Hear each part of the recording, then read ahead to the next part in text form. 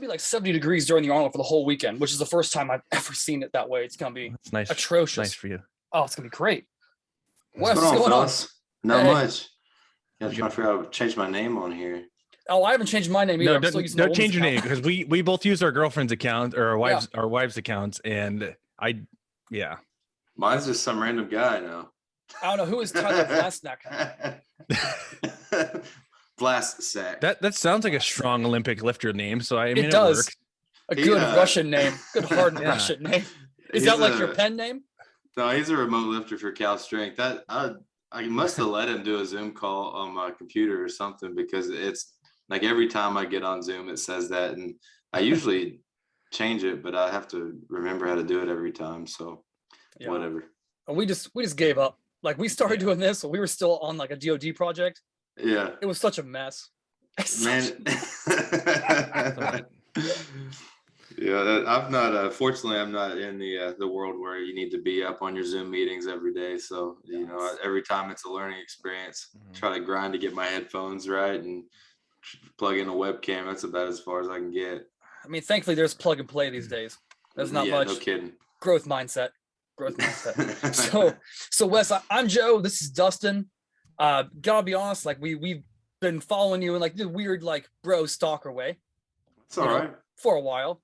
And I just real quick before we get in, like, we know who you are. Some people listening and watching know who you are, but give us an idea. Like, who are you? How do you define yourself, Wes?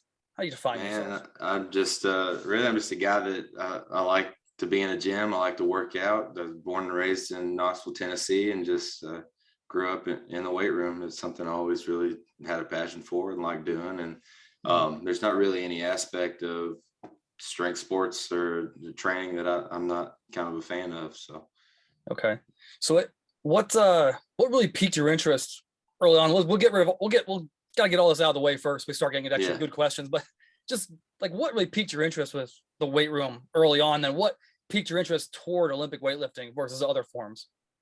Well, so the only reason I got into training probably at all was these pictures of my dad, back in the Arnold culture, right? When bodybuilding kind of shot off and all of a sudden everybody's in a bodybuilding gym. It's like the cool thing to do. I don't even know how long ago that was, but I think my dad was probably like 19 or so. And he trained for a bodybuilding show. He did like I think it was the Tennessee Classic or something. But anyways, there are these dope pictures of him where he's just absolutely shredded, like massive abs and super lean. And he was embarrassed of him. My mom's the one that whipped him out and showed him to me. But so as soon as I saw those, I was like, I want to look like that. What age was that? What age did you see your father shredded? And I couldn't have been, but like 8 or 9. Oh, that's a man who knows what he wants. That's so great. When you know, you know. And we had some weights in the basement of our house, and he took me downstairs and just showed me some little things, how to do curls right. We had a lat pull down, so I could use the lat pull down and bench press. Just showed me like the basics, and it didn't really let me hit it hard until I was a little older, but he kind of taught me that it was basically a cheat code if you want to be good at sports to lift weights. And at the time, I hadn't even started playing football yet. I was, just a giant soccer player. Soccer, okay. Yeah, I played soccer pretty competitively my whole life. I started playing football in high school, and I played some ball in college, and then I got into weightlifting after that. So weightlifting came way down the road. I was in this CrossFit gym doing an internship for my exercise science degree, and they had a weightlifting team, and I liked lifting heavy. That was just, if you like to be at the gym, you like to lift heavy weights, right? So all these guys are super strong, and they're banging out in the back corner of this CrossFit gym. There's like a wall between the CrossFit space, and they had this like bare bones weightlifting space, and there's a Lebanese weightlifting coach that was in the Atlanta Olympics back there coaching them. And I was like, this is awesome. Like, these guys are crazy. They're checking weights over their head. I'd maybe tried to snatch in one workout my whole life before I'd even seen them doing it. And, they were all strong with pretty good technique. And we cleaned in football, but I'm completely unfamiliar with the jerk. But I was just drawn to it. They were the strongest guys at the gym. And they were banging out every day, and it was just a cool culture. So I started hanging out with them, and then my weightlifting career I kind of kicked off probably about a year and a half later. Okay, so you had a good base of strength before going into that. Yeah, I was one of the stronger guys on our football team, and I probably overdid it, if we're being honest. I loved training and getting strong, and it was just always fun to me. So I kind of lived in the gym. No, I think we all overdo it at some point. I overdid it today. I felt it today. I was like, that was not. I did not have a good strength session at all today. So I just love to do it and overdo it. Absolutely, dude. Absolutely. Now I overdo it for a living, so it's, it's pretty so cool. You're back in Knoxville now. Yeah. Okay. What precipitated the move, like from California back home? It was always the plan, you know. I was about a year and a half into weightlifting, and I'd gotten pretty good pretty fast, and I had some calls with Dave Spitz up at Cal Strength, and he kind of invited me out to try it for a few months, see if it'd be a good fit. And I saw it as an opportunity to pursue weightlifting professionally, basically. And so I jumped on a plane. I went out there with she was my fiance at the time, but we went out there for a long weekend. And then a few months later, I moved out. And then 6 months later, she moved out. So, but anyways, yeah, it was just supposed to be a one quad commitment. So I was committing through the Olympics, and then we're going to come back home because we were both born and raised in Knoxville. So we've got a lot of family and friends out here.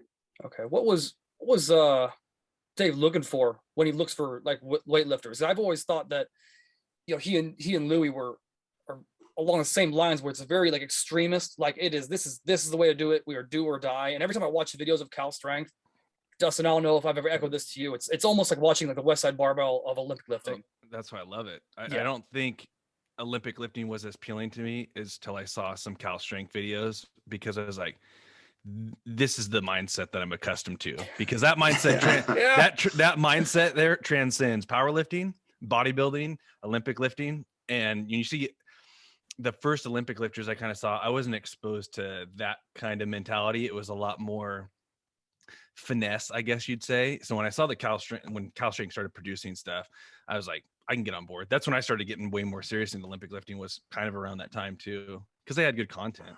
Yeah, I mean that old YouTube channel, I mean, there's no telling, it drove countless people into weightlifting. You know, people that, like, a lot of people would never weightlifted and just watched it. And even, you know, while I was up at Cal Strength, people would be honeymooning in California and put Cal Strength on one of their like things to do.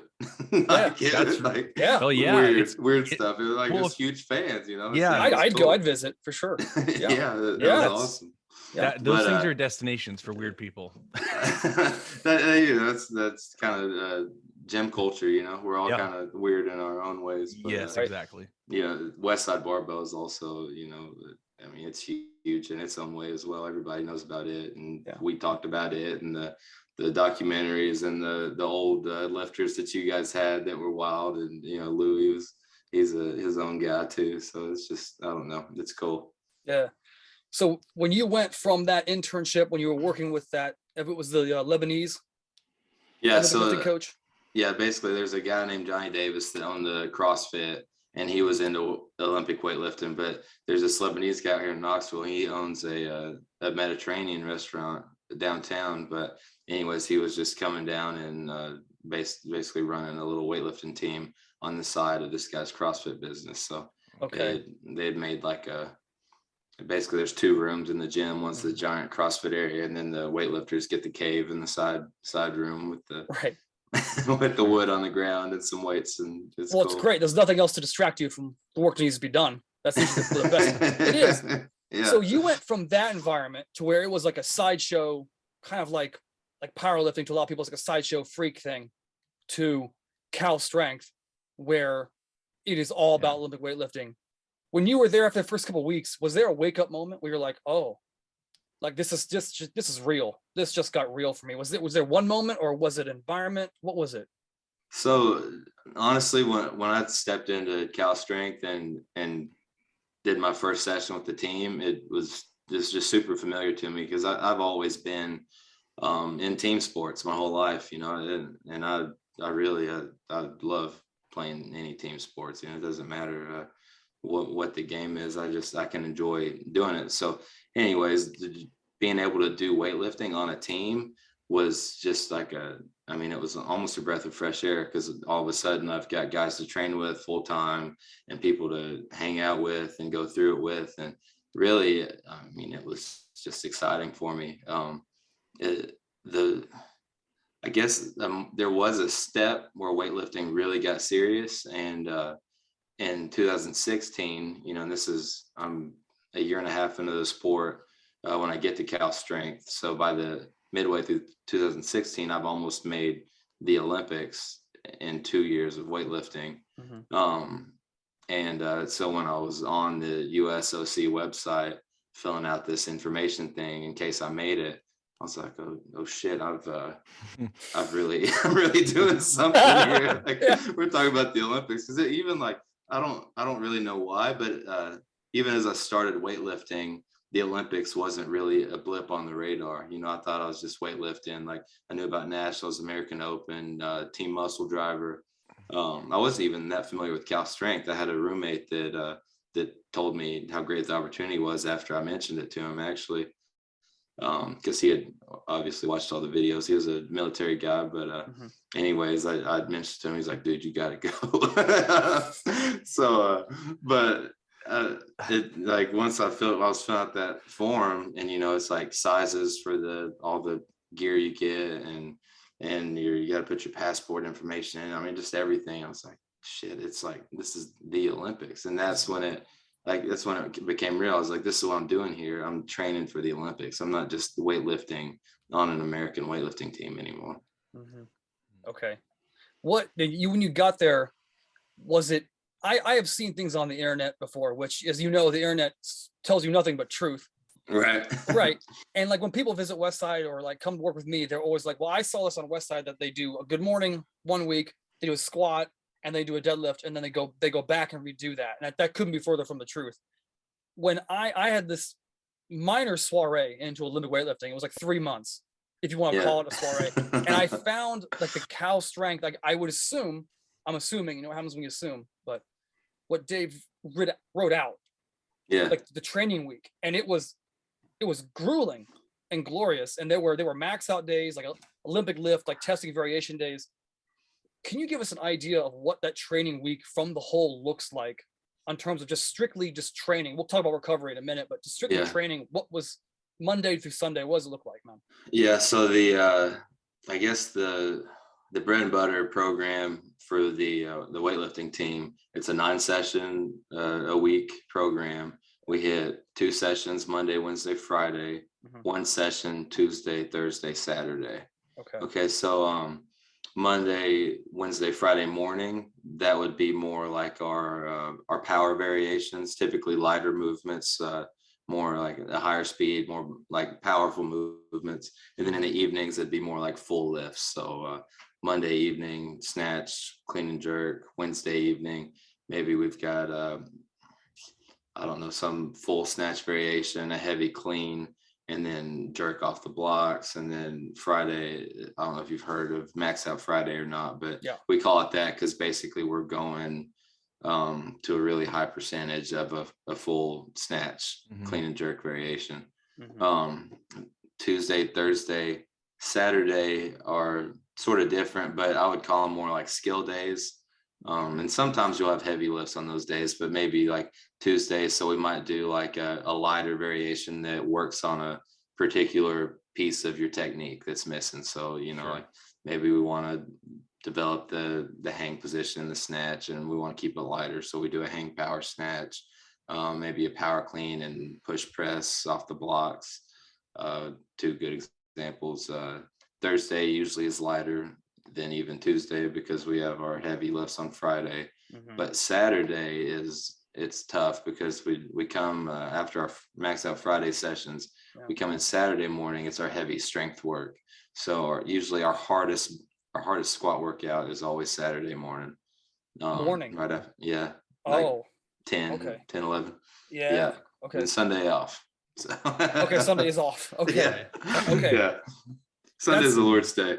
That's really awesome because I remember my first couple months at Westside. I remember Lou telling me if you want to make it to the top, you have to train at least 8 times a week. Yeah, And you hit 9. That's great. Well, when you think about strength sport, you know, you have your strength training, but you also have to practice your sport as well, right? Mm-hmm. So, you know, for a football team, nobody bats an eye at, you know, hitting the field 6 sessions a week and then hitting the weight room 4, right? That's right. 10 workouts. Yeah. So it's got to be the same way. And even though it's a little more repetitive, maybe more mundane because you're at the gym every single time and you're doing the movements every single time, there is different points of attack, I'd say, for each movement and each day. So yeah, it's kind of how I explain it to people that are more familiar with athletics than in our realms. Yeah, no, sure. Yeah, those evening sessions. So you say you're snatching and clean and jerking in the same session, or just one or the other? Typically, every session will have at least 2 weightlifting pieces. So a snatch variation, a clean or jerk variation. Sometimes if clean and jerk are split out, it might make it up to 3 variations. It definitely depends on what part of our training season we're in as to how much we're doing and how much variation. And I mean, depending on how close we are to competing, our number of squat sessions changes also. So during our volume cycles, we do all the weightlifting, but also I think on 7 out of the 9 sessions, we have squats. Mm-hmm. Once it gets closer to meet, we squat intensity maybe 4 or 5 times. Okay, like back squat 4 or 5 times, or back or front. Okay, overhead. Not usually. Okay. We do so much volume in the overhead squat and the snatching. So if you're already full snatching and you've developed the overhead stability, there's not really a reason to break it down any further. Mm-hmm. But if you are, you know, if you're struggling with your overhead, we might break out some snatch balance plus overhead squat, power snatch plus overhead squat. So we've done that before, but that is, you know, just an overhead stability exercise. We usually keep it light and try to get volume there. But you know, that movement with the hands so wide, you need a lot of radial deviation overhead. The shoulders are sort of at a disadvantageous position. Yeah. So you do, you know, you chew through your shoulders and wrists. I wouldn't say quick. The quick's the wrong word, but you can overdo it for sure, especially when you're doing 9 sessions. Yeah. So you just have to pay attention to how much of that overhead snatch volume you're doing, overhead jerk volume you're doing. And it's hard to balance, you know, any program, but certainly in the weightlifting as well, you have to really pay attention to what you're asking. Yeah, I mean, I've been told by several people, and I'm not sure if I 100% agree with this. So level in, because you've been to the top, you're at the top. So I've been told that you should never snatch or clean the same session. I've always been in the mindset of if you got to do that in a meet, I don't see why you wouldn't do that training. That's a wild rule. Have you heard this? Like, if I heard it, I make fun of whoever told it to me. Okay. Because I mean, your point is exactly right. You know, you have to snatch and clean and jerk in a single session on the stage. If you don't prepare for that, I mean, you're not gonna be trained for it. I mean, that's the bottom line. If you can't do both lifts heavy in a session, how are you going to do it, you know, on a competition platform when you have a 2-hour weigh-in? You have, you know, for me, I'm out of the country. I'm eating weird food. We might have an hour shuttle to the venue, just like weird shit, you know, and the pressure of competition. So, and weightlifting, when you compete, the lifts aren't scheduled like powerlifting. You know how you guys you know what time on the whole. Yeah. So in weightlifting, basically they throw us all in the back.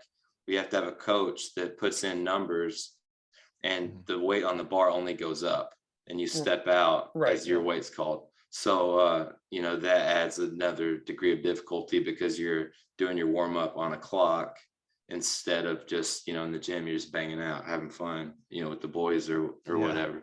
When you're in the competition, it's like, you got to take that right now. And sometimes, you know, you sit for 5 minutes, and sometimes you get behind, you start taking lifts every 90 seconds, you know, it's more difficult at the competition, I guess is my point. So if you don't practice that on Max Out Friday and every other day of the week, you're gonna suck at it when you get to the competition. Right. Now, it's funny you brought that up, like the Olympics and competition, because Dustin's friend, Coach McNeil, who's over in New Zealand, who works with the All Black Sevens, their Olympic rugby team, he talked about just when he actually goes to the Olympics, the amount of stress and variables they have to play with, which one would never think of. So can you give everyone like a behind the door, like for the time you leave to get there, how is your mind working and what's going on through those competition days, managing your stress? What variables do you know you're prepared for? What variables that popped up, you're like, oh, I don't know how to handle that, and you had to figure it out on the fly? Do you remember any of those?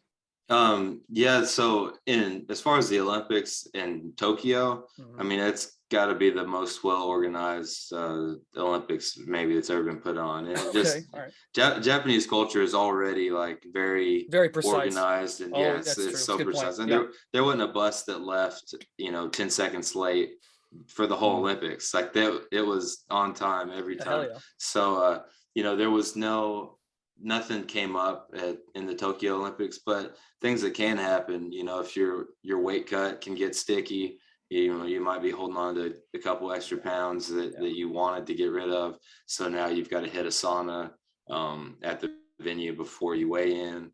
I mean, I guess you could forget something out of your bag, but typically you plan ahead and prepare for that. I mean, we pack our food ahead of time. So because the competition is so stressful, we try to take all the variability out of it. You plan ahead, you pack the night before, make sure you have your credentials, have your passport, have your food, like everything you're going to use, triple check, quadruple check, like make sure you got it. And then you can eliminate some variability, but really what lifts people are putting in, so you kind of have an idea of where you'll hit in the start list. And as soon as they roll out the first set of numbers after weight, like when you weigh in, I tell them I'm opening, I'm at 170, 210, what I opened at the Olympics, right? So that goes on the board first. So everybody's first lifts are kind of printed out, but you get 2 changes. But anyways, there's very little variability in Tokyo. Now when you're doing Pan Ams, a lot more shenanigans. You're in South America somewhere. A lot of times our competition venue's been an hour away from where we're staying, and you're riding on a bus and have air conditioning. You have weird foods when you get to places. So it is you can't drink the water. There's all kinds there's a lot to it. And there was even one year we had a guy, and it was the first session. He's one of the smaller guys. It's one of the first sessions of the day, and they had moved the weigh-ins from the competition venue to the hotel. Well, USA Weightlifting missed that because the technical meetings in Spanish, I'm pretty sure, is what happened there. So anyways, we missed that little bit of information. So this guy, they move him over to the competition hall to weigh in, which is an hour away from where the weigh-ins actually is. And they've even got like a hotel there for him to hit his sauna and get ready. And anyways, they find out, at weigh-in time, that everybody else is weighing in an hour away at the hotel. So he ended up not being able to compete. So there's weird, little things like that come up from time to time. But fortunately, as a 109, I'm in one of the later sessions of the whole, competition series. So by my turn, everything's pretty well settled down, and the schedule's worked out. Everything's kind of rolling smooth. But those smaller guys, smaller girls, they go on the first day, the first session, there's a lot more that can go wrong. Yeah. No, that sounds like it's really behooves you to pack on the pounds. Yeah. It's a good idea to lift in the heavier classes. Yeah. I mean, when you went to Tokyo, did you guys bring all your food with you, or did you source it there? No. So we with the COVID changes, we ended up staying in the village. The original plan was to be in a hotel have our own training hall.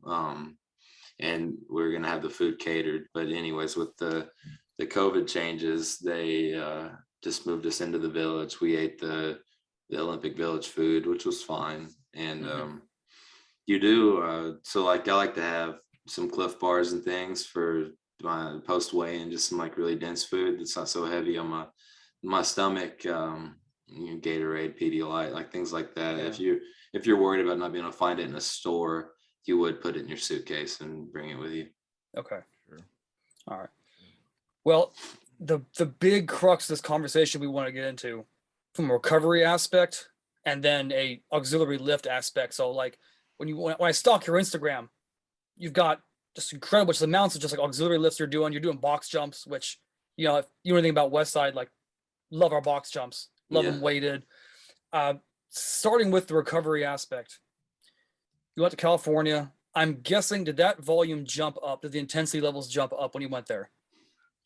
They definitely did. I was used to doing a lot of work because I would do 2-a-day sessions by myself in my gym, but I was basically just kind of guessing as to what to do. And I would have hard days, but not nearly as many as I had at Cal Strength. And as I got better, the volume, just goes up, right? The stronger you get, you're the same person, but you just have more work to do.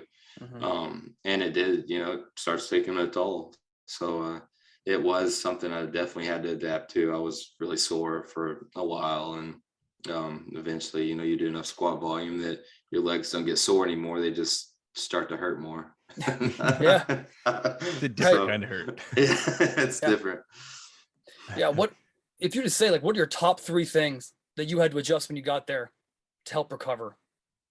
They can be methods, they can be, psychological ploys for yourself. Like, what top 3 things? Like, okay, I need to do X, Y, and Z to be on top of this.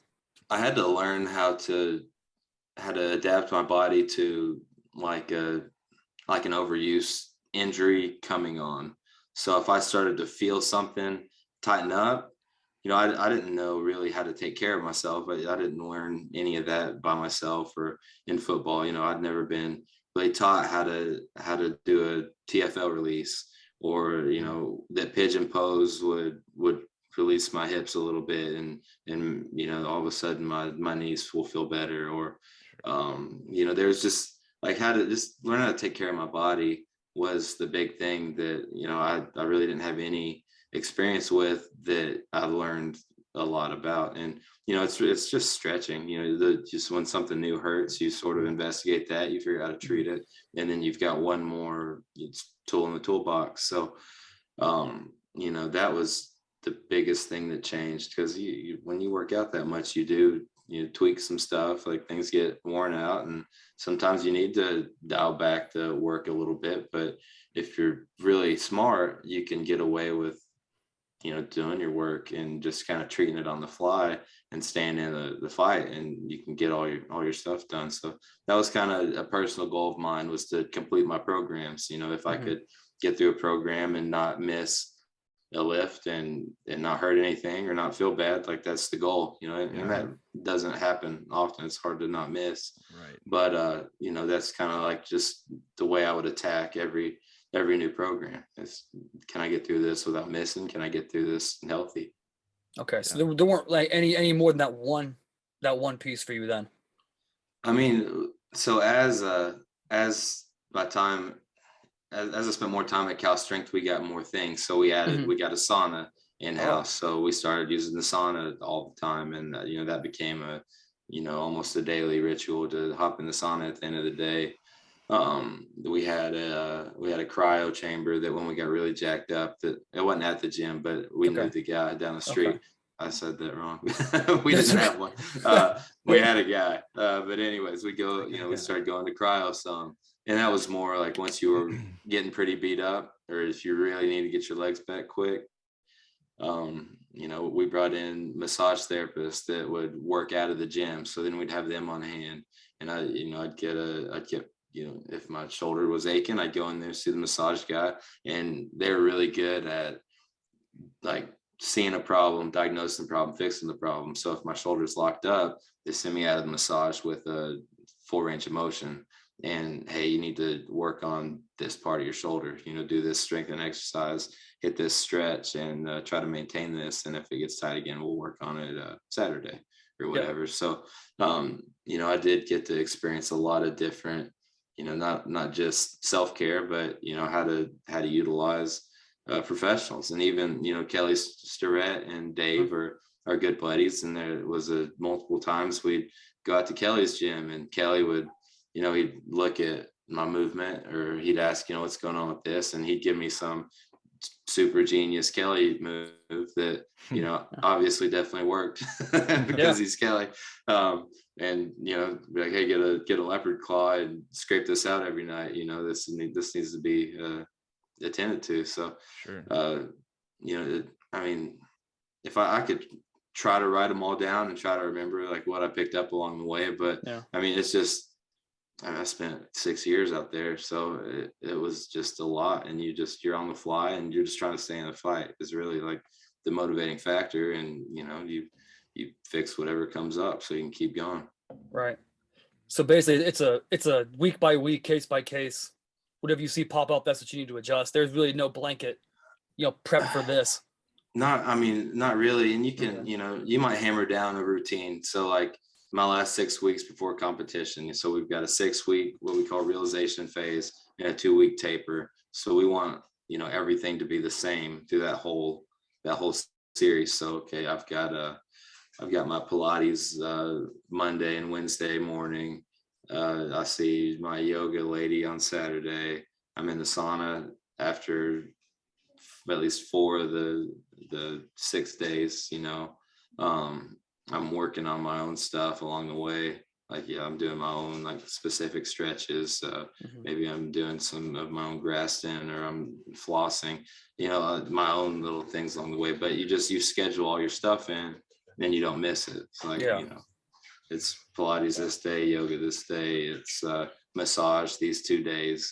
And, it always depended on what we had at our disposal at that time, because we wouldn't always have a massage guy, and sometimes we would, so it would definitely vary, but there's not really a secret sauce. Everybody's sort of different, and you have to figure out what works for you, and throw shit at the wall, and eventually you're going to figure out what sticks for you.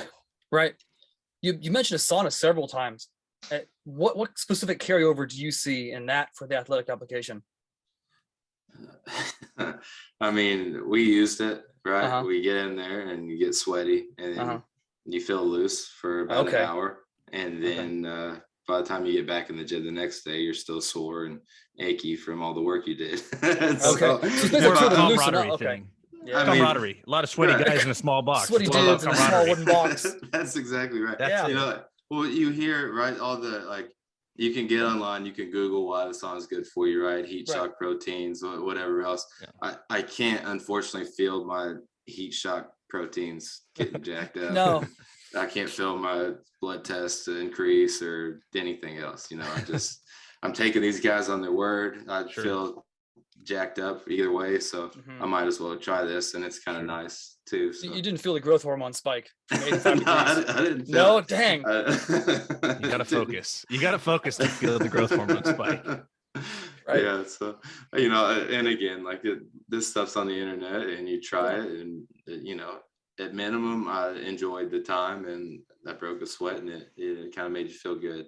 You sleep better. So, there wasn't really a downside. Maybe it's not a medicine. It's not doing anything crazy, but it might have done something. You get little 1% here and there, and eventually it adds up to 10. Yeah, sure. That's a lot. That's the game. I mean, when you're at that level, it's all finding those. I can get 2% here and 0.5% here, because exactly. when you're trying to close that performance gap at where you're at, you don't have a whole lot to do. So you're reaching for all those little things to just get a couple little minute things that maybe add up to 10% at the end of the day. Right. And you can't feel a 0.5%, you can't, a 0.5% better is not going to be something you notice. Right. But you just try to grab all these little pieces and hopefully you get better. But that's something I try to explain to people, for me, it basically got to the point where to get better, I have to have my best training I've ever had and be as healthy as I've ever been and be as technical as I've ever been. If everything doesn't come together, then I can't hit my best numbers. For me to get a PR, it's hard. It takes, it takes 6 perfect weeks, and maybe I can pull something out of the end of it. And really, if it's like a full lift, a snatch or clean and jerk or a back squat PR, it takes a whole season, to be close to perfect. So it's just, it got a lot harder as I spent time in California. I mean, what do you consider in those last, say the 5th or 6th year when you're out in Cal, what was considered a good like mesocycle PR for a snatch or a clean and jerk? What was like, oh yeah, that was a great 6 months of grueling for this amount of weight? Yeah, I mean, it depends on how close to the competition you are, because the farther out you are, we're doing more volume, so the lifts are a lot more difficult. But just on the higher end, if you're having if you can get to 98% on just one of the lifts, I mean, you had a pretty nice day. This is definitely something to celebrate. But in our first, in our biggest volume cycle, we might get to 90% on the lifts, and it will be hard enough that we're pretty pumped. Okay. It's like we're already at 90%. We've got 10% to go before the competition, and we're 4 or 5 months out. So yeah. So when you get to competition, what kilo, what pound amount do you think yourself that was worth it? Yeah. So if you can go 5 for 6 at your competition, I'd say that's a good meet. 5 or 6 kilos? 5 for 6. So 5 out of 6 lifts. Okay. So you're not really worrying about PRing at the Olympic or at competition? So the only way to PR at a meet is to go 6 for 6. And even then, you might not put a PR on the bar, just because you are being competitive and you're trying to get the most kilos you can. Yeah. So for most American lifters, if they take their 3rd attempt, they might be taking a 1 kilo PR. And if on clean and jerks, if you need a 2 or 3 kilo PR to win, you might throw that on and give it a shot. But I've never taken more than a 1 kilo PR attempt at a competition, and it's always on the 3rd attempt. Right. So, best case scenario, you make all your lifts, you've achieved 2 kilos of progress off of about a 400 kilo total. So was that a 0.5% better? Yeah. So right. Yeah. So it's not pretty pumped over 0.5%. Yeah. Right. So it's not a micro game for you. It's a macro game. Yeah, for sure. Okay. Gosh, that's interesting.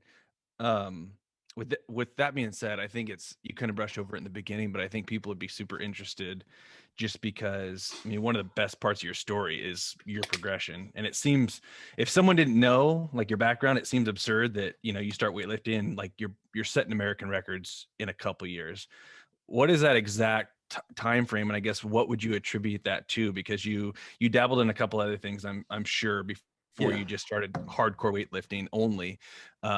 What do you attribute that to as far as your foundation? Because people shouldn't expect to start Olympic lifting and see the kind of success you did, but I think there's a whole bunch that someone should probably take from what you did leading up to that, because also obviously it looks like it kept you healthy, and injury free. I know a lot of people try to pick up Olympic lifting and they've already accrued injuries that make it really difficult. So what you did is very uncommon, but also seems to be there might be some real gold in what you did prior to getting into it. Yeah, so growing up, it was, like I said, team sports. I played all the sports growing up. There wasn't, when I was younger, it was baseball. I sucked at basketball.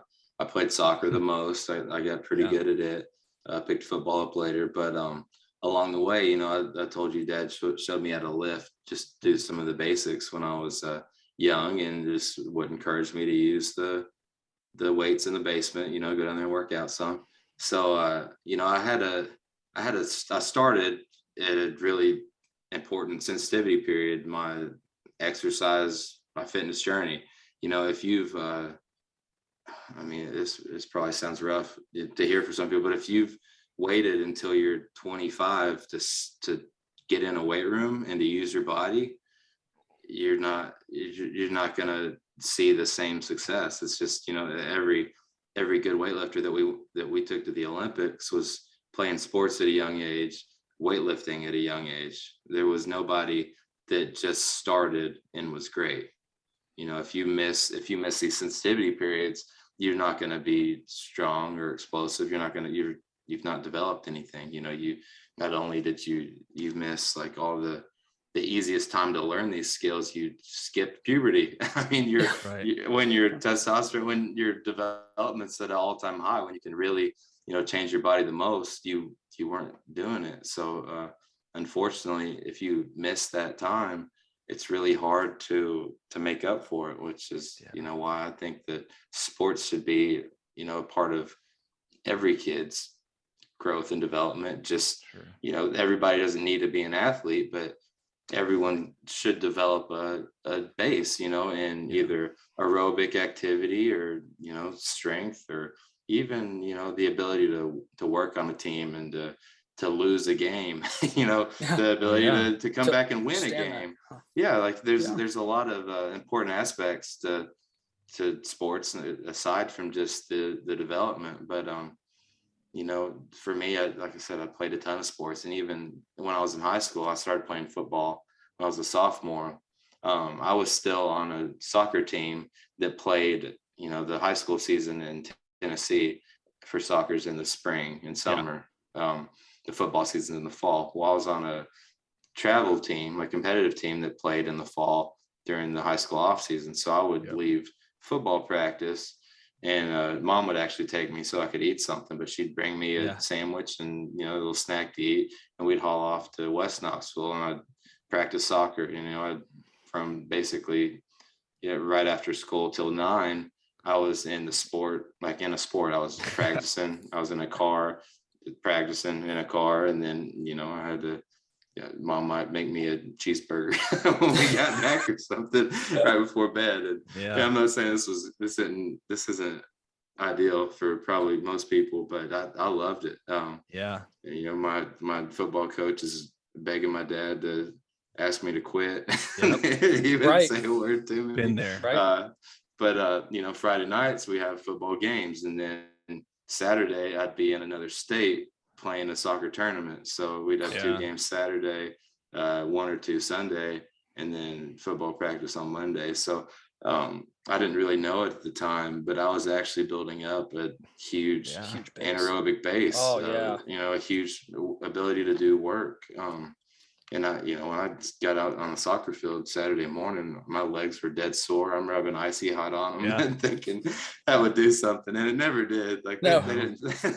They don't feel better till you start other than migrate to your nether regions and ruin some warm ups. Exactly. Had that happen.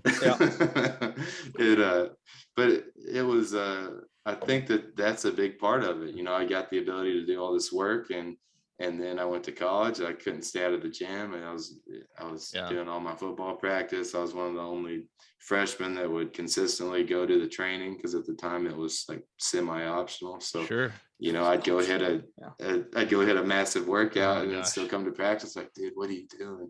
It's like, it's freshman year. I'm a red shirt. Like, we got to make this up somehow.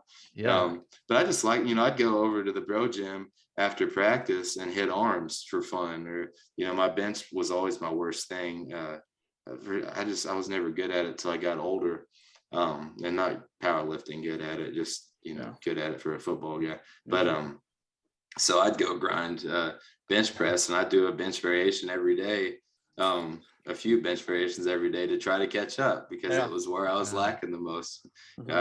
Obviously that's probably not the smartest way to do it, but it was fun to me. Like just picking weights up was just something I enjoyed. So I think building that base when I was in high school, and then getting to college and feeling like I had all this energy to burn off, it made it easy for me to do the extra work. And then when I got out of college, it just made sense to me to lift weights twice a day. I might as well do some training in the morning, train in the evening. I'm not dead yet, so we might as well go get dead. Work all day. I want a Wes Kitts shirt that says "Go Get Dead." That's not on a shirt. That is not on a shirt, and that might be one of the best. That is my new phrase. We just started a clothing company for you. That's great. It's done. Hey, Yes. You're welcome. Do it. It's free. If that shirt comes out next week, I'll give y'all some. Excellent. We'll work something out. We'll do some Okay.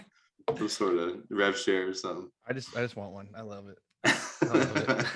When you said like that you were a big multi-sport athlete, and then you went into saying like you do a football game on Friday and then you play a soccer tournament all weekend and you come back out on the field on Monday to practice, huge, aerobic, anaerobic base. I've always told the woman, if and when we ever decide to have children and we have little parasites running around the house, as soon as they can get to a point, they are out of age, they're going to gymnastics and they're going to jiu-jitsu immediately. Like if and when you have little Wes's run all over the house, destroying all your heirlooms and, just killing your sleep. Right. What age are you going to be like, all right, it's time. Here we begin. Basically, as soon as, I don't know when those little gymnastics classes start, but we'll definitely start in that. And a lot of people are actually doing that, which I think is great. Just getting their kids moving, especially, now technology's too much fun. It's addicting and it's everywhere. And if you don't give your kids an activity to do, it's not likely that they're going to come up with one, because there's too much fun stuff inside to do. They've got an iPhone and a laptop and YouTube, and you could spend a lifetime and never watch all the videos on YouTube, because there's always going to be more. You can never finish Instagram anymore or TikTok or whatever. There's always something to entertain yourself with.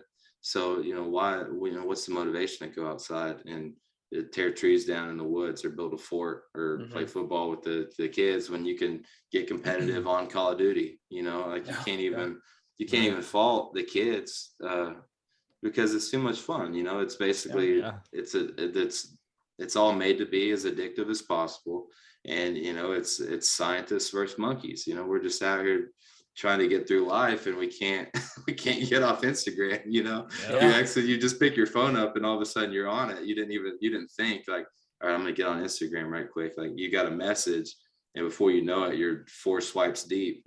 What the hell just happened? This time warped to the middle through a midway down to Instagram.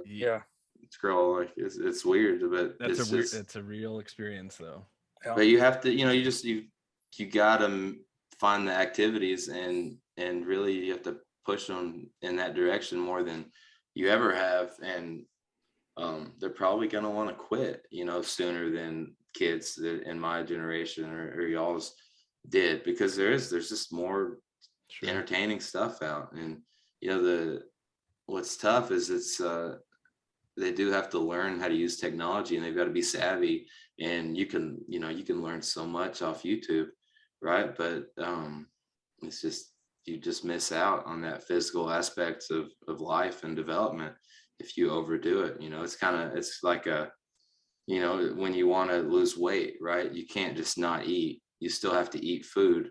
That's why it's the hardest drug to get off of. You can't just stop. You can't cold turkey quit your drug and just not do it. You got to go to the fridge and you got to drive past McDonald's, and you're going to be hungry no matter what. You got to eat. Right. So it's hard. You got to get on the internet and you got to learn and you got to be savvy. But, there's other things that are also important too. So I don't know, that balance is tough. Speaking of other things, did you have hobbies before you were, I'm sure now it's probably difficult, but what else are you into outside of weightlifting? Honestly, I never had any real serious hobbies. Like I said, in high school, I was doing so much with athletics that was always my hobby was sport. And that's what I wanted it to be, and that's what I enjoyed doing, and that that's where I had the most fun. On a field, like with my friends and teammates. I'm trying to think if they're like, I'd go fishing. I mean, Dad would take us fishing, or we'd go up to the lake. We rode mountain bikes when I was little. We'd go on some trails and stuff. But no, not really hobbies. Like when I was little, I'd play outside, When I got older, I did my sports and Sure. worked out. Training has always been my hobby. Yeah. Sure. No, I've Is that noticed that with a probably lot the of same for you height. guys? It's pretty the same for yeah. I mean, you have to sacrifice so much if you're of the mindset, which it goes without saying that you are. You treated all those sports the same way you're treating doing it professionally now. If you're wired that way and cut from that cloth, it's just you sacrifice everything for that. So I mean, there's other opportunities to do stuff with friends, especially like high school comes around. Yeah. You could be doing other stuff, but if you're wired that way and you're competitive and you got a goal, you can't. I turned down so many things, even like, whatever, sleep over at other kids' house or whatever, because I was that serious at a young age about, making progress, getting better. And I like, if you care about something like that, you'll do whatever you can to be better and perform at a high level. And no, that it makes sense. I mean, I've definitely been maintained some of my hobbies, but they all kind of aligned with with training. Or like fishing was a great hobby when I was bodybuilding because distracts me from dieting. So there's nothing better than if I'm not eating food, sitting on a boat and fishing with no food, like makes it a lot easier to not have those hunger pains and that outdoor stuff. I kept training for hunting and things like that. But it kind of all aligned with physical stuff that was challenging. So it's tough. If you got a thing, it's tough to balance other stuff outside of it. I guess I've always had a PlayStation and I've played video games, here and there my whole life, and I enjoy a good game. This is off topic. Well, what are your go-to games? Completely off topic. We've no right. This is on topic. This is completely important. on topic. No, this is stress relief, cortisol lowering topic. So I played a lot of Warzone with one of my buddies, and he played football down at Texas Tech. But he always had buddies to play with, so we'd get squads going on Call of Duty. But I suck. I'm not like you're playing against people that do it all day. Like 12-year-olds that will kill you, just murk you. Oh. And they'll talk shit too. Like, horrible. Kiss your mother. Do you know who I am? Do you know who I am? I will crush you. You want to say those things to 12-year-old kids? Oh my God. Oh, I remember those days. You can't say that anymore. They ban you immediately. Do they? Yes. I remember in college, like when Halo 3, it was like, that was nasty. Probably added to the dropout rate of like college males. Like I would like to, there has to be someone that did a study, like how many more people dropped out of college when Halo 3 came out. But yeah, people were trying to set up fights to meet people in the AM PM parking lot over Halo matches. For real. 100%. I live in a ghetto area, but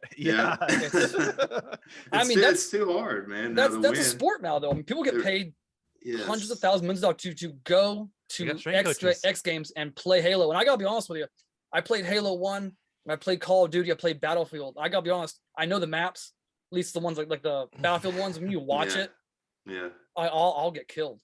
No, it won't even be a competition. It would just be get shredded. All my friends make fun of me. Just like savage. It's just, but I enjoy it. It's fun. I've been playing a little Fortnite lately when I don't have to go to bed early.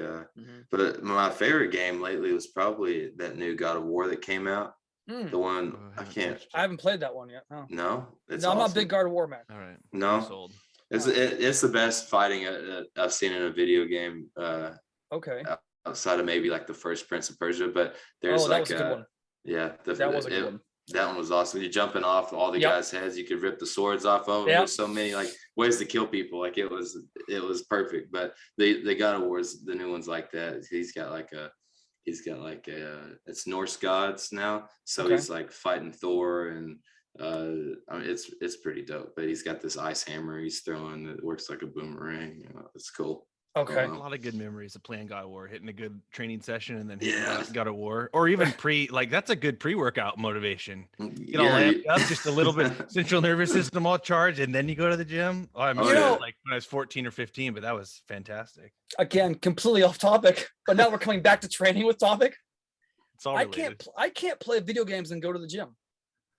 Doesn't matter what the game is. I can watch movies. I can watch it. I can do a Zoom call. I can go to the gym. If I play a video game, doesn't matter what it is, first person shooter, an open world, if I play it for over an hour and I go to the gym, it's like my mind's numb. It might be. I get short. I think my mind numbs my mind out. I'm sure I've we're not getting weird played. frequencies hit to us, but For sure. I've not played before training in years, probably since college. In college, you know, it would be like a day off. I'd have Mondays off school because I'd work some magic on scheduling, right? So you'd be sweating on some what was that? Skyrim. Did y'all play Skyrim? Oh, great game. Be sweating on Oh, Skyrim so for good. like 6 hours, and it's like, gosh, shit, I better go hit some arms or something. That will suck you in for 6 hours. I have played that game for 7 hours. I've eaten once in between it, but it will just suck you in. It's a very well designed game. They really know what they're doing. If people they really do. Addicted video game type people know, like, you can't touch a game like that and think that it's not going to consume you for a window. Dude, I envy people that are like, yeah, I can't play a game longer than like 30 minutes. I get bored. Like, I wish, dude. The wrong game. Dude, you are. I could go all day. Really? I don't. Yeah, I don't get bored with it, but I don't really do that anymore. So I had some during my off season after the Olympics. I had some pretty late nights a few times, but yeah, I can basically play them indefinitely, especially if I've not got anything to do. Sure. Yeah. Does that after a big competition like that? Do you just completely check out for 2 or 3 weeks and like really not go to the gym to move because just you don't want to feel like garbage? Yeah. But you completely like, all right, I'm just gonna be a vegetable. And I'm really not gonna eat on schedule. I'm just gonna do what I want. And how long does that go? Yes, I love it. He's like, yes. After like Worlds or Pan Am's, like during the last Olympic quad, maybe like the longest would be a couple weeks or up to a month, but I wouldn't have a program, but I'd still go work out. So even if I was completely off, like Dave's like, don't worry about going to the gym. And so I was in town for Christmas, I'd hit up my Knoxville buddies, be like, hey, where are you training today? Show up and just like do some light snatches or do arms with these guys or whatever. I've like all my friends still kind of work out, so it's just something fun to do. See where they're training and drop in and do whatever they're doing, just hang out for a little while. So I've never gone too long until after the Olympics. And I was so toasted after that one that let's see, because I probably went like a month and a half without even like touching a weight or going to a gym. Oh, at all? Mm-mm. And I had a long time after that one, but I was just like, honestly, I was as hurt as I've ever been, like training for the Olympics. And I think just the way they kicked it down the road a year, it just made it 1 year too long. Oh yeah, that's a lot of time. Because I'd always had a really healthy weightlifting career, but leading into the Olympics, I had to get PRP, I think 3 times from probably March until August, and then I got put on Celebrex. that shit worked really well. I love it. The Celebrex worked really well. But like I said, I've always been healthy. I'd get sore. I never took ibuprofen. Like everything was fine. If I did tweak something, like a couple weeks, and we're cruising again. But yeah, I just could not shake this. Like it was a lot of knee pain, and then like I was kind of like really asymmetrical. But the Olympics is coming whether you're ready or not. And it's not like you can even like send an alternate's not an option. So you do what you can. And I was just mentally toast. Physically I was, like I said, I was as hurt as I've ever been. And so Dave and I just decided like we got to take some serious time this time. And he gave me the rest of the year. And like I said, a month and a half later, I got with some of my buddies they were going to, this gym is like all old people. It's it's more like a fitness spa. Yeah. They've got like 200 pieces of cardio equipment upstairs and 400 square foot of weights. So I started going with my buddies, and they all have like regular jobs, so they're going at 6:30 in the morning. I was like, I should probably do something that like wakes me up and gets me going. And I just started doing whatever they did for about a month, and then I started back squatting, and I put myself on 10s and a lot of volume, and now I'm, working back into weightlifting again. So nice. It was for sure a process. And even like right after the Olympics, like you said, like I didn't even care about like food. Like I would go a day, like I just want to eat all day. And then the next day I wake up and I'm starving, wait till lunch and go eat a bunch of chicken wings. just eat junk, like a pint of Ben and Jerry's 3 nights out of the week, like it's just stupid stuff like that. And by the end of Christmas I'd gained a good bit of weight. Mass moves mass though. And I wouldn't I'd only eat like some days I don't eat a meal, but it would be like it was a man's meal, 3,000 calories of ice cream and chicken wings and junk. So you still get fat, especially if you're sitting around. So I mean, quick question. What's your go-to Ben and Jerry's flavor? I like what's the one with all the dough in it? It's cookie dough and brownie batter and it's half baked? Yeah, half baked. That's my one. That's a good man. Yeah, that's my flavor.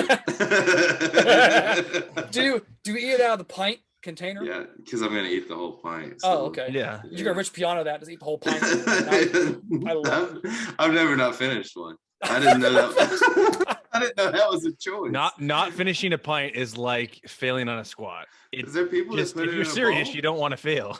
Me and my wife. No, the people that put it in a bowl. Who does that? Girls,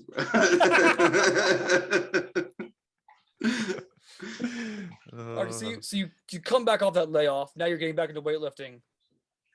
Do you feel like after you like? Oh, okay. I wasn't gonna say that. I was gonna ask, like, outside of like the classical lifts where technique is obviously gonna be rusty after that to a certain degree. Yeah. Do you feel even remotely stronger in any standard lifts, like a squat, like just a clean pull, like deadlift, a clean deadlift or snatch deadlift? Like, do you feel refreshed or more locked in? Maybe the numbers aren't there, but no, I'm squatting a lot stronger than I was before the Olympics, which is kind of crazy. But like I said, my knees were pretty bad. So my squats, that was the weakest in my back squat I'd ever gone into a competition. There was days like that 200 kilos, like I'd have to like quit on it. It was just like, it was too much, like too achy. So, it sucked, but since then, I did a pause back squat a few weeks ago at 245. I did 245 by 6 the other day after 25-35 by 6. For everyone on here, he's talking in kilos, so. Yes. Y'all use freedom units? Yeah. We do. We typically do. Well, yeah. Everyone. It's funny. The normal people, I don't know who listens to the podcast as far as demographic goes, but I know enough people that lift kilos and still don't know them. So they got to use the color chart. The chart, yeah.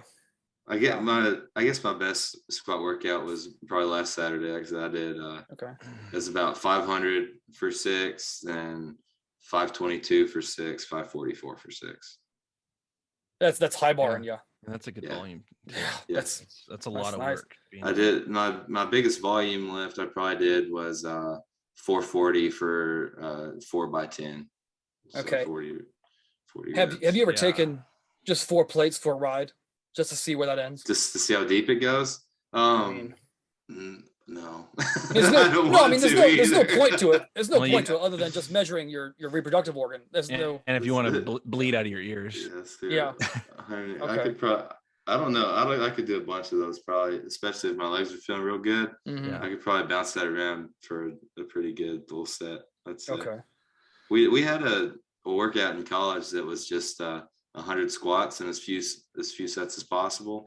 Century workout.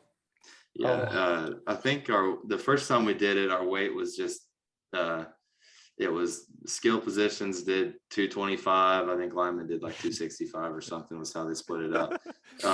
Like the goal's 4, and of course nobody could do that. But anyways, we're doing it. I go first in my group. I was pretty strong in college. I was nerded out in the weight room or whatever. So I go and I'm like, I'm gonna get it 4, no problem. I rip off like a set of like.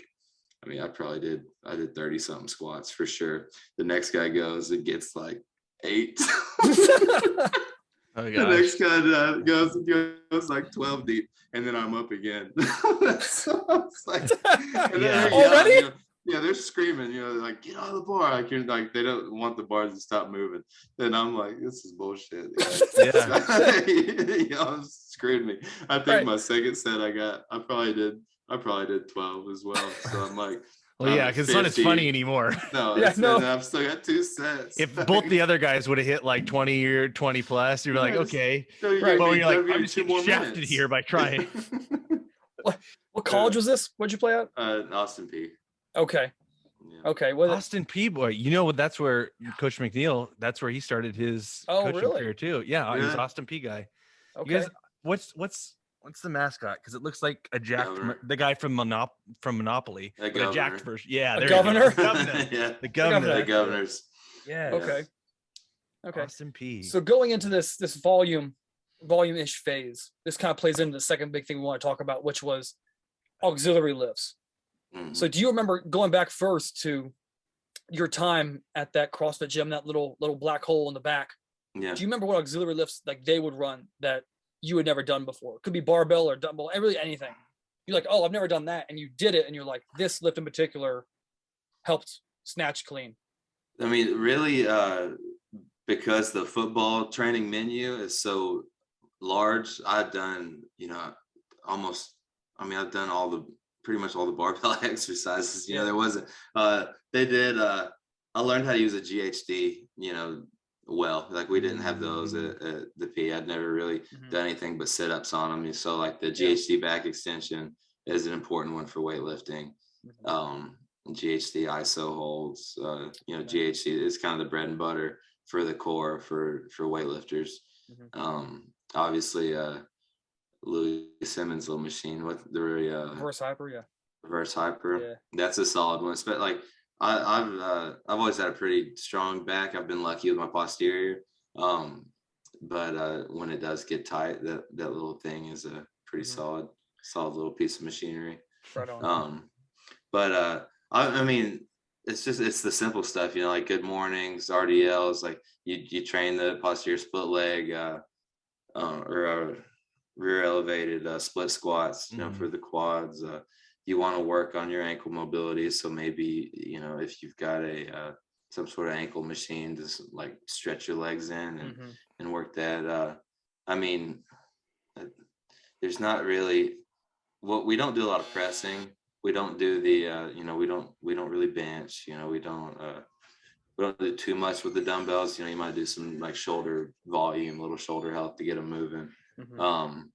But I mean, we work core and down the most. And then, like I said, we'll sprinkle in a little bit of upper body pressing, but not that much. Okay. So those GHD ISO holds you're talking about, that is for abs. So you're almost sitting on it like you're doing like a CrossFit. The movement? Flip over the back. Okay. So for your back. Okay. Yeah. I do both, but the back extension on the GHD is really, like if you can do a weighted back extension, weighted ISO holds on the GHD for the back. I mean, that ties your hips into the lift. If you drop your chest, you can't use the explosive extension. So basically it starts with the strength of your core, so you can hold your positions and actually, jump through the top of your movement. Okay. So how high are you on that ISO hold back extension? How high are you bringing your clavicles, bringing your sternum in relation to your hips? I basically just try to get straight, because when you brace your core, right, you pull your pelvis to your ribs, right? And then that sort of puts you in a more forward position. So instead of being like laid out, hyperextended, right, you try to build your column and be in a line. But just as straight as you can be, fully extended, but properly braced. Okay. And then, so went from there, then you went to California. And what was their auxiliary volume look like? Like you went over the general, like just what the week looks like. Yeah. But across the board, like how does it flow volume wise, intensity wise, to the best of your recollection? Yeah. So when I was when I was first getting started, there was like I would just make it up. I didn't have like a plan. It didn't really make sense. I just like to work out, and I was trying to get strong at the Olympic lifts, and you know, I wasn't a very good mover. I didn't really know what was going on.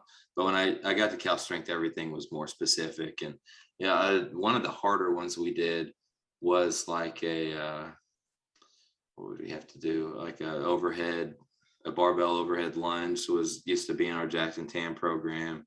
Farmer carries was a big one. We had the rear leg elevate, the split squats. That's right. Yeah. GHD is still the bread and butter there. But I mean, really, like it's all of it. I mean, there's not like I don't know. I don't think that there's really there's a specific thing for any one person that they need to do, except for maybe the core work. I'd say that's mandatory, but everyone else needs to see, like, do I have problems with my hips? Are my legs weak? Or my ankles too immobile? Like, everyone sort of needs a different menu of auxiliary work. And, the other thing is, I get asked so much, by people, like, what do you do for recovery? And like auxiliary movements, like if you ask on Instagram, like, what would you like to see more of, which you've seen every lifter in the world probably is, that's what everyone says is recovery auxiliary work. But it's like, dude, it don't matter how recovered you are if you don't do the work. if you're not weightlifting heavy all week long, like, what are you recovering from? And that might be a rough one for people, but I mean, really, it's an auxiliary movement of weightlifting. So if you're not already weightlifting your ass off, there's not a magic pill movement that's going to make you a better weightlifter. Weightlifting will make you a better weightlifter, and variations of weightlifting. There's not a massage that's going to make you snatch more. That's upsetting. Unless you've been weightlifting so much that your shoulders are hurt, and then a massage makes your shoulders feel better, and now you snatch more. But like, the thing is, like, if you're not working the technique and the strength, then, like, I mean, why worry about the other shit yet? Right. That's awesome. That's the truth right there. Yeah. That's it. No, it is basics and case by case. Like, all right, what are the one or two things individually isolated they need to work on? That's really it. Most people are tight hips and bad posture. Like, really, if you like just dork out on your posture, like, see how a person's supposed to look when they stand up straight, and get your hips loose to where you're not like pitched forward, or you've got some weird pelvic tilt, or you can't pick your knees up past your hip. Like, once you start fixing those things, for people that are getting started, it makes the sports way easier. All sports, not just weightlifting, but powerlifting, field sports, whatever you're doing. Yeah. You made mention of farmer's carries. I've never heard an Olympic lifter ever tell me that they would do a farmer's carry at all. Yeah. So you've already kind of damned yourself into this deep rabbit hole we're about to go down with farmer's carries. So okay, what kind of farmer's carries were you all doing? We would do dumbbell, and it was, I think the way it was programmed on that was it body? I think it was body weight, which was body weight dumbbells. Well, body weight total. So I'd have to use I'd have to use like 240 or total, whatever, which we didn't even have.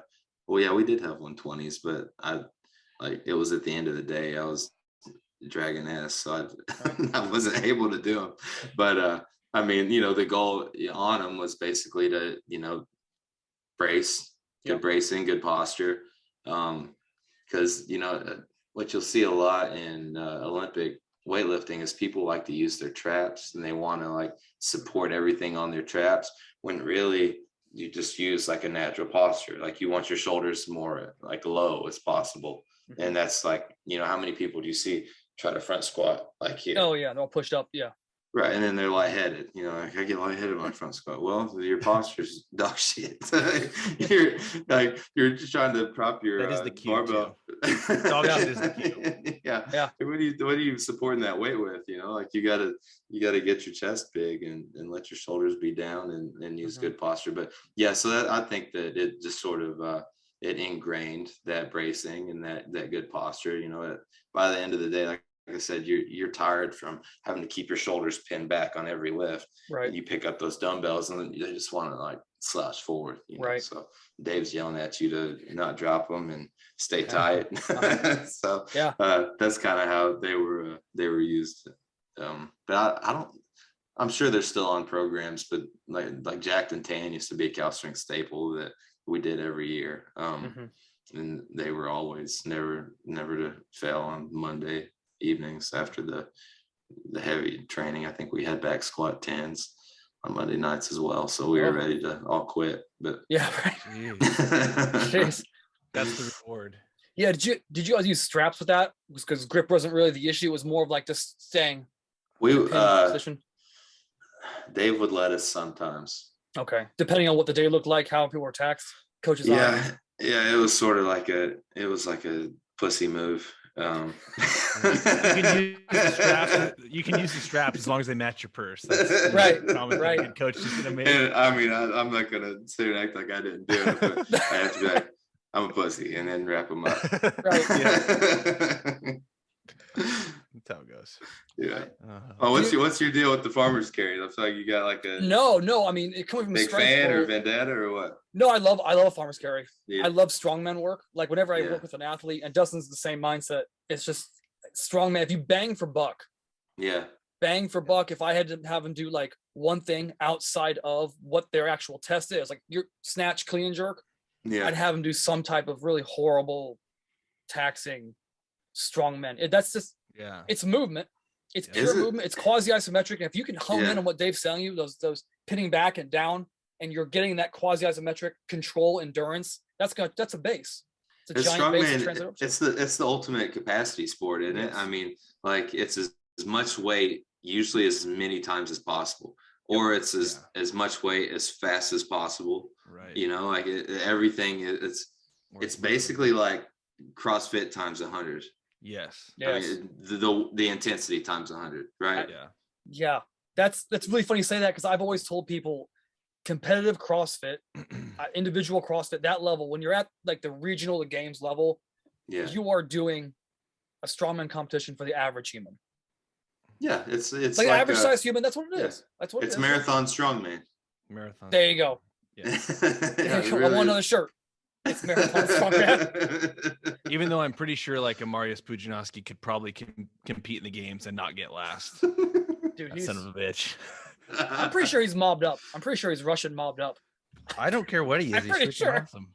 And he will always be awesome. Love him.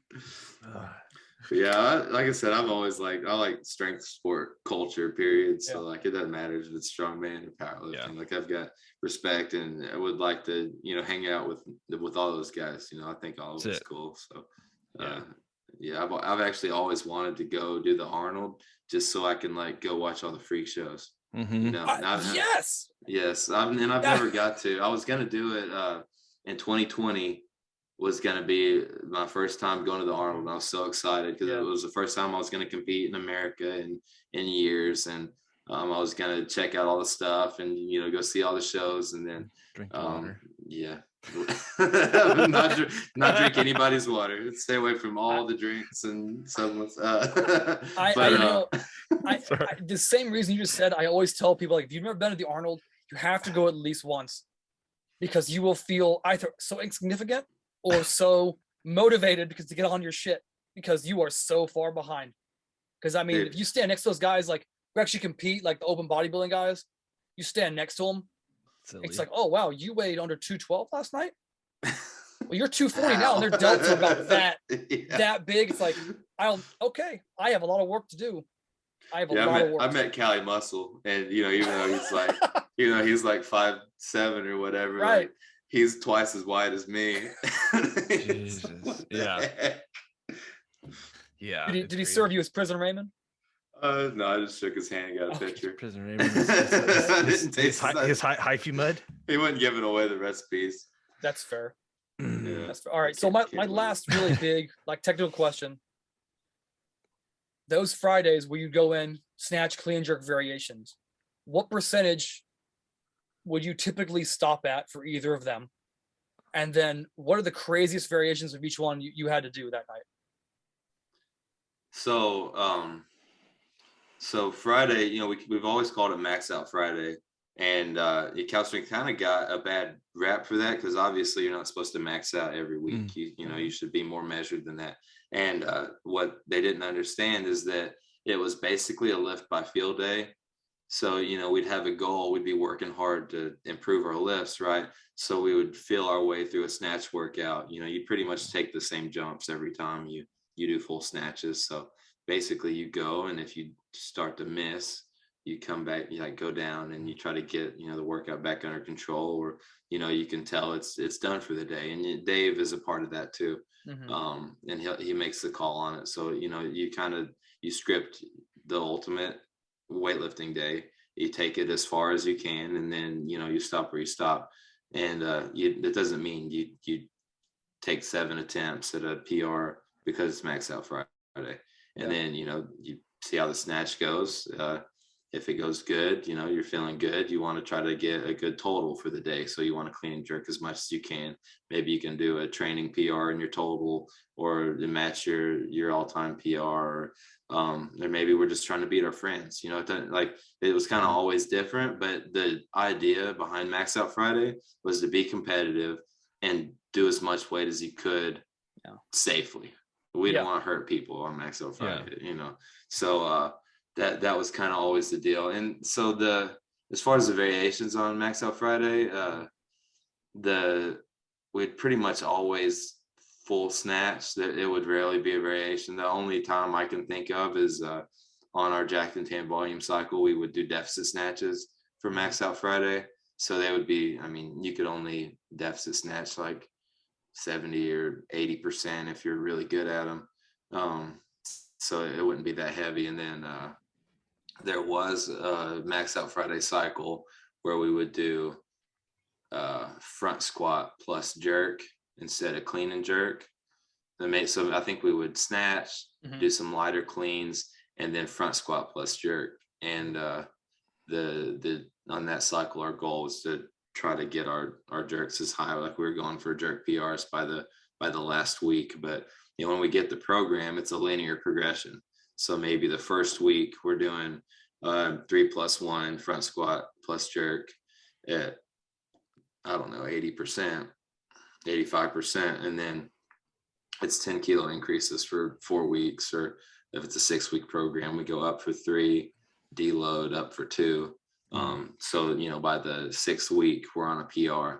But if you happen to be feeling it, you know, if it's the 5th week, then you're smashing everything. You're like, I want, you know, my PR right now. And you take it, you know, and that's like, that's the idea of Max Out Friday. And, you know, there might be a day where you're like, you're just talking shit, you know, to one of the other lifters. You're like, you know, you're not going to total within 20 kilos of me today. And then it's bet and you're on, you know what I mean? Like, or 2 guys that are close in weight, you know, you see one of them's doing good, you're dragging ass because you trained hard all week, but that motivates you to try to match him. You know what I mean? So there's just like, that was always the goal of Max Out Friday, is just be competitive and go heavy, be smart. But, you know, it was just to be competitive. You know, you wanted to, like we talked about first thing, like you need to prepare for a meet. You know, you need to learn how to compete.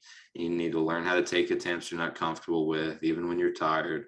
You know, you need to really learn how to be a weightlifter. So that's what it's all about. That's where that you know, that comes from. Okay. Sure. Well, we know you're a busy man and got has a boss. You have a boss walking around the house. Have a boss walking around the house as a child in her. So we gotta let you get back to that. But Dustin, do you have anything you want to close out? Any good deep questions before I ask him my one last question? What's your one last question? Oh, it's the typical question. Okay. Yeah. No, go with your last question. Okay. I just want to go hang out with Wes. I just want to know the schedule. I just want to hang out with the guy. I just want to get a scotch with the guy. We can similar story. Y'all say when. Hey, we'll make it happen. Don't tempt us with a good time. I got family in Knoxville, so don't Come do that. on, man. All right, well, we always have conferences down in Knoxville. That's a hot spot for NSCA. Hey, y'all got my number now, so just bring it on. All right, brother. So you're a big sports guy, and I typically phrase this one towards what sport the individual is at. But since you were a man of culture, if you will, you were familiar with the LeBron James, Michael Jordan conversation? Oh, yeah. Okay. So LeBron James, Michael Jordan, prime, half court, best of 7. Oh no. Mm. They're both in their prime. Yeah. Mm-hmm. So LeBron's like 19. Yeah, we'll say 8. Yeah. We'll say Like a God CGI bless. version in the commercial. CGI version of that commercial wearing the Trinity Irish. Let's say like Apex LeBron, like 270 Miami LeBron. Bro, LeBron's got some advantages on MJ one-on-one because he is kind of the bigger guy. Yeah. But I feel like MJ's probably quicker, bro. I feel like he's got some shakes on him. Plus he can sky still. I mean, I don't know. And I'm an MJ guy anyway, so I'm just gonna go MJ. MJ. Yeah, I feel like it doesn't seem right, but I think I'm gonna have to. And he's so competitive, dude. There's the answer. That's it. There's something inside of you that makes you say that makes it right. Yeah. And I was so like, y'all have heard all the stuff. I'm sure y'all watched this documentary. Like, that dude would rather die than lose that one-on-one game, especially in his prime. Yes. The dude, he would rather die. So, and I don't know. LeBron is obvious. He's a freak. He's great. Yep. You can't deny how talented the man is. But I've never felt like that, like watching him or when he speaks. Like, he never I don't get chills listening to LeBron talk. That's Justin. Do I not say that every time this comes up? Like, that is a great answer, because I just feel like I'm not a big basketball fan. I really am not. Like, you can't coach size. LeBron has size, hands down. It's huge. But if I look at Michael, like if we put both of them in an octagon with a broken pool cue and say we're gonna do like Heath Ledger tryouts, like Michael Jordan's gonna come out, because Michael Jordan, if he ever got down, you see his eyes. He's like, I'm gonna cut that baby. Don't he have those eyes though? Yeah. He does. Yeah. It is the X factor that you can't explain. It's like he's almost like he's got like a little Mike Tyson in him, don't he? Oh, dude, okay, and that's what I say. It's like that's the comparison. Exactly. It's like if anyone's gonna bite someone's ear to win that, like he's gonna do it. Yeah. Yeah, that's it. All right, good sir. Was there anything that you wanna plug, or anything you wanna sell, like a T-shirt or anything? We'll put all the links below. I don't have any. Well, yeah, I got some apparel on California Strength's the website on calstrength.com. Okay. Yeah, and a new shirt. Yeah, that's right. Be on the lookout for that. Yep. And then, y'all are familiar with SBD. They're one of my biggest sponsors. So just want to shout them out. Thank them. Virus, another one y'all probably familiar with, another sponsor of mine. Thank you. And again, Cal Strength, they do all the weightlifting programming you could ever want. So, that if you're a weightlifter and you're paying Joe Blow $200 a month to write a program, you're wasting your money. Yeah. Because Cal Strength's got one for $35 and they'll coach you too. So, all right. And I would tell that to everybody. It's all just right. honesty. But all right, brother Matt. Well, we'll let you go. I'm gonna shoot you a text in a bit and get some other little informations, and we'll talk to you soon. Hey guys, thanks for having me. I really appreciate it. It's absolutely, fun. Dude. Anytime. Thank you. All right, fellas. See ya.